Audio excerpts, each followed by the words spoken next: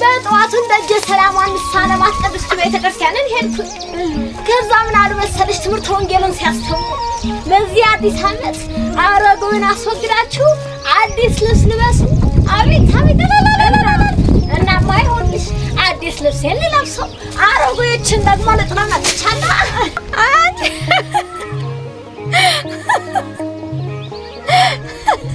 አንቺ አለመረዳት እኔም ትምህርቱን ተምሬ አንድ ቀን እንደዛ ብዬ ነበር። ከገባኝ በኋላ ግን አውቄዋለሁ።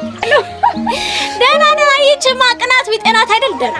እኔ አንድ ቀን ሳደርገው ሁለተኛ ቀን አንቺ ታደርጊያለሽ። ምን ያስቀናሻል አንቺ? ኧረ ተይ ብርቅ፣ ትርጉም አለው እያልኩሽ። ትርጉም ምንድነው አትይም? እሺ ትርጉሙ ምንድነው? አየሽ እነርሱ አዲስ ልብስ ልበሱ ያሉትን እማያልቅ እማይቀደድ እማይጣል አዲስ ልብስ ልበሱ ማለታቸው። ይሄማ አዲስ ልብስ ልበሱ ማለታቸው ቀርቶ ቆዳችሁ ቀይሮ አይሉም ታዲያ? ኧረ ተይ ብርቅ እንዴ፣ ትርጓሜ ያለው እያልኩሽ። ምንድነው ትርጉሙ ብለሽ አትጠይቂ? እሺ ምንድነው? እሺ ቁጭ በይና ልንገርሽ።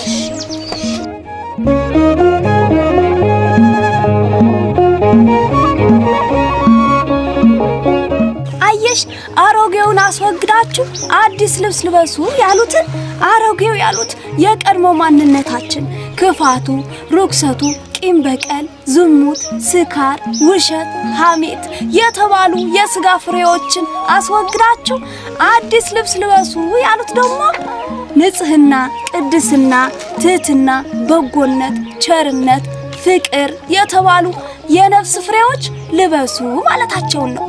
በዘመነ ሉቃስ የነበረ በክፋት በኃጢአት ያረጀ ማንነታችሁ አስወግዳችሁ በዚህ አዲስ ዓመት በዘመነ ዮሐንስ አዲስ ልብስ ልበሱ ማለታቸው ነው። ወይ ጉድ! ወንጌሉ ክርስቶስን ልበሱ ይለናል።